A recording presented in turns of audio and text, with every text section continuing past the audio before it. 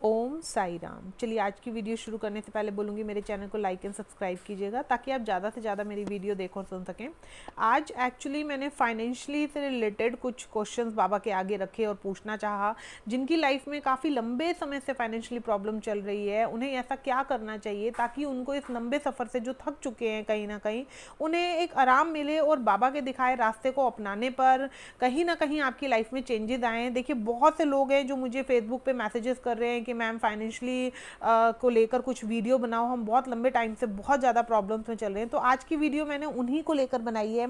Actually आज मैंने 3 numbers रखे हैं टुडे मैसेज में, 3, 6 एंड 9, और कार्ड्स के द्वारा जानना चाहा है कि बाबा आपको क्या मैसेज देते हैं। जो भी भक्त अपने मन में क्वेश्चन रखना चाहते हैं, मतलब नंबर रखना चाहते हैं, नंबर रखें और जो नंबर आए उस पर मैसेज सुने। चलिए स्टार्ट करती हूँ वीडियो।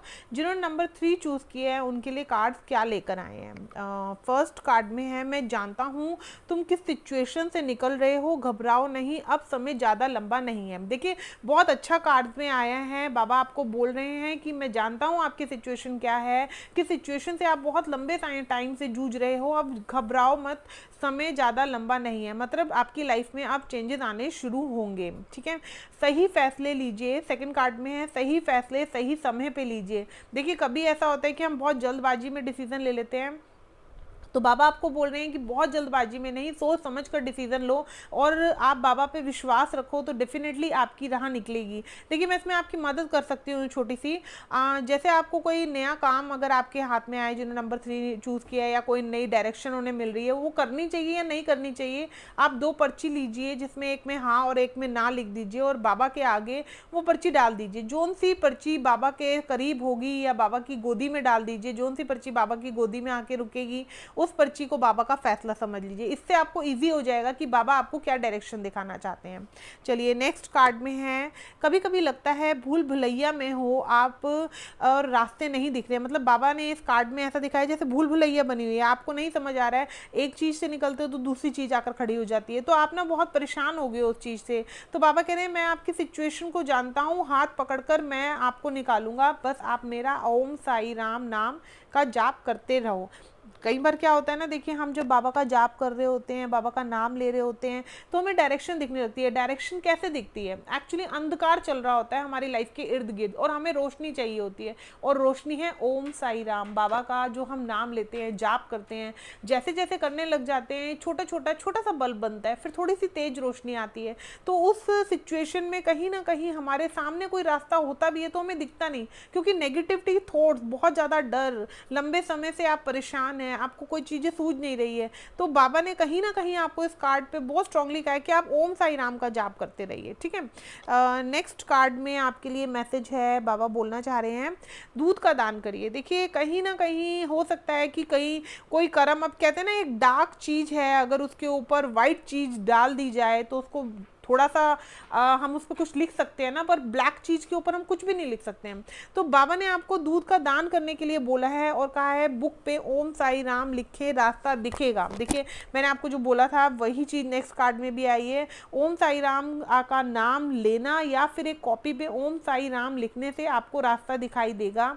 जो रास्ता बहुत लंबे समय से कहीं ना कहीं आपको दिख नहीं रहा है वो डेफिनेटली खुलेगा। बाबा का बहुत स्ट्रॉन्ग आंसर आया है। चलिए नंबर 6, जिन्होंने नंबर 6 चूज़ किया है उनके लिए बाबा का मैसेज है, लंबे समय से समय विपरीत चल रहा है, घबराओ नहीं, शांत रहें, मन से मतलब आप ना समाधान मिलेगा आपको कहीं ना कहीं, और अगर आप बहुत अधीर रहेंगे तो समय छोटा नहीं बड़ा हो जाएगा। मतलब देखिए बाबा ने इस कार्ड में आपको एक मैसेज देना चाह रहे हैं कि आपको बहुत शांत रहना होगा इस सिचुएशन से। मैं जानता हूँ कि जो सिचुएशन चल रही है वो मन के विपरीत चल रही है, मतलब एक तरह से जो हम चाह रहे हैं वो नहीं हो रहा है, जो नहीं चाह रहे हैं वो चल रहा है, इससे मन बहुत अशांत हो रहा है। बाबा कह रहे हैं यही चीज़ है जो आपके समय को लंबा कर रही है, अशांत मन। कोशिश करिए, बाबा के सामने दिया जलाकर बैठिए और बाबा पर अपना सब कुछ छोड़ दीजिए। बाबा डेफिनेटली आपकी मदद करेंगे। बाबा आपके दुखों को देख रहे हैं, सुन रहे हैं, समझ रहे हैं।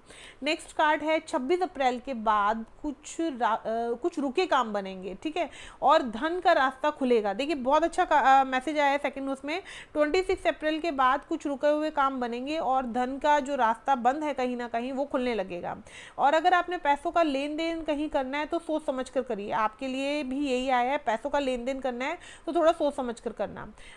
नेक्स्ट कार्ड में है हाँ, विश्वास करें लेकिन जिस पर कर रहे हैं वो विश्वास के पात्र है भी सही या नहीं, और कुछ बातों को ना गुप्त रखिए। कई बार होता है ना हम बहुत जल्दी किसी पे ट्रस्ट कर लेते हैं, तो बाबा चाह रहे हैं आपसे कि आप बहुत जल्दी किसी पे ट्रस्ट मत करो, थोड़ा सोच समझ कर करो और कुछ बातों को गुप्त रखो, चाहे वो आपके बिजनेस से रिलेटेड है या आपके पास पैसा आ रहा है या नहीं आ रहा है, उस चीज़ों को जग जाहिर मत करो, अपने अंदर रखो, अपनी मुट्ठी के अंदर बंद करके रखिए, ठीक है। एंड नेक्स्ट कार्ड है गौशाला में जाकर 1 वीक में 2 टाइम्स दान करिए। देखिए ये बहुत अच्छा मैसेज है, गौशाला में गाँव को दान करने के लिए बाबा ने आपको बोला है 1 वीक में 2 टाइम्स करिए। आप चाहे 100 रुपीज़ का चारा डाल दीजिए, चाहे 200 का डाल दीजिए, जितना आपको ठीक लगता है, लेकिन हफ्ते में 2 बार करिए। कहते हैं ना हम किसी को भोजन कराते हैं, तृप्त कराते हैं, तो कहीं ना कहीं हमारे कुछ कर्म होते हैं वो कटने लग जाते हैं। जो कर्म हमारे सामने बहुत बड़ी चट्टान बन के हमारा रास्ता रोक कर बैठे हैं वो छोटे पत्थर में बदल जाते हैं। तो आपने बाबा पर अगर आपका बाबा पे जैसे बहुत विश्वास है तो आप बाबा का नाम लीजिए और गौशाला में जाकर गऊओं को दान करिए और 1 वीक में 2 टाइम्स दान करिएगा, बहुत अच्छा रहेगा। बाबा ने आपको एक डेट भी बताई है, 26 अप्रैल के बाद कुछ रुके काम बनेंगे, तो बाबा ने 26 अप्रैल तक आप जो भी बाबा ने आपको बताया है आप अच्छे से करिए, विश्वास के साथ करिए। और बाबा ने ये भी बोला है कि आप सच्चे चरित्र का पाठ शुरू कर दीजिए, बहुत अच्छा रहेगा। सच्चे चरित्र का पाठ करना अंधकार में रास्ता दिखाने का कार्य करेगा आपको, सच्चे चरित्र का वही पाठ। तो जिन्होंने नंबर 6 चूज़ किया उनके लिए बाबा के बहुत प्यारे मैसेजेस आए हैं, आप अगर उसको फॉलो करेंगे तो डेफिनेटली आपको कहीं ना कहीं लाइफ में चेंजेस आने दिखाई दे जाएंगे। चलिए आगे बढ़ते हैं। जिन्होंने नंबर 9 चूज़ किया है उनके लिए बाबा का क्या मैसेज है, समय बदलेगा, अचानक मदद मिलेगी। देखिए फर्स्ट कार्ड 9 नंबर जिन्होंने चूज़ किया बहुत अच्छा है, समय बदलेगा, आपका बदलना है डेफिनेटली, क्योंकि कार्ड्स में आ गया है अचानक मदद मिलेगी आपको, कहीं ना कहीं से आपको सडनली मदद मिलने लग जाएगी। सेकेंड कार्ड है मैं जानता हूँ कभी कभी अपनी मतलब बाबा कह रहे हैं मैं जानता हूँ कि कभी कभी तू अपनी कुछ ख्वाहिशें मारता है या मारती है, अब समय बदलेगा। साईं बाबा कह रहे हैं मुझ पर यकीन रख, कुछ ऐसा भी चल रहा है जो तुम गलत नहीं हो पर फिर भी तुम्हें सुनना पड़ रहा है। तो बाबा कह रहे हैं मैं तुम्हारी सिचुएशन को बहुत अच्छे से जानता हूँ। देखिए कहते हैं ना बाबा हमारे माँ भी हैं पिता भी हैं, तो वो दोनों ही भूमिका बहुत अच्छे से निभाते हैं, कई जगह सख्त होते हैं तो कई जगह माँ की तरह नरम भी पड़ जाते हैं। और जिन्होंने नंबर 9 चूज़ किया उनके लिए तो बाबा ने बहुत ही मतलब ऐसा मैसेज बताया है जैसे बाबा उनको बहुत बारीकी से उन पर नज़र रख रहे हैं, ठीक है। तीसरा है अगर जिस पे कर्ज चढ़ा हुआ है वो मुक्त होने के रास्ते दिखेंगे। देखिए हो सकता है कि किसी पे कर्ज चढ़ा हुआ हो इन दौरान पे, जिन्होंने नंबर 9 चूज़ किए हैं तो उनको भी कर्ज मुक्त होने के रास्ते दिखने लगेंगे, बाबा ने आपको बोला है, ठीक है।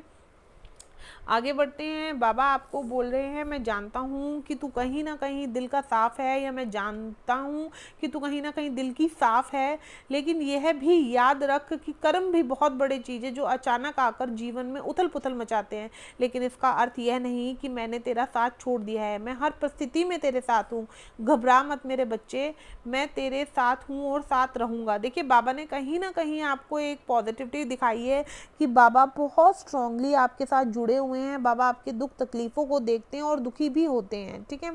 नेक्स्ट है बाबा ने बोला है एक रोटी किसी को खाने में खिलाए। देखिए रोज़ाना अपने घर की 1 या 2 रोटी आप या तो किसी व्यक्ति को दान में दे मतलब खाने में दे दीजिए खिलाने के लिए, नहीं तो गऊओं को आप किसी गाय मिल जाए उसको वो 2 रोटी खिलाइए, वो बहुत अच्छा रहेगा।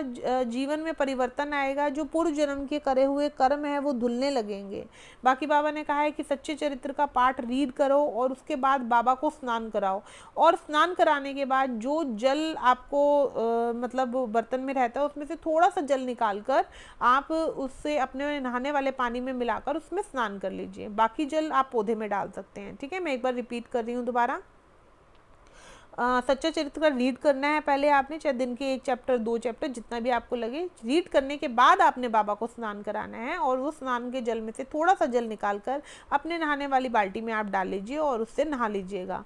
तो कहीं ना कहीं कोई कर्म की छाया ऐसी है जो आपके ऊपर बार बार छतरी बनकर आ रही है, लेकिन बाबा आपको रेनकोट दे रहे हैं कि छतरी की आपको ज़रूरत ही नहीं है, वो छतरी अपने आप अदृश्य हो जाएगी, जो दुखों की छतरी अभी आपके सर के ऊपर घूम रही है। ठीक है, चलिए इतना ही बोलूँगी कि अगर आपको मेरी वीडियो पसंद आई तो लाइक एंड सब्सक्राइब कीजिएगा। और बस इतना ही कि आप बाबा के प्रति, आप सब भक्तों को जितना बाबा के प्रति प्रेम रहता है, बाबा भी अपने बच्चों से उतना ही प्रेम करते हैं। आज मेरे पास बहुत सारे सुबह से मैसेजेस आ रहे थे फाइनेंशियली मैम वीडियो बनाइए, तो मुझे लगा ज़रूर किसी को ज़रूरत होगी तो आज ज़रूर बनाऊँगी।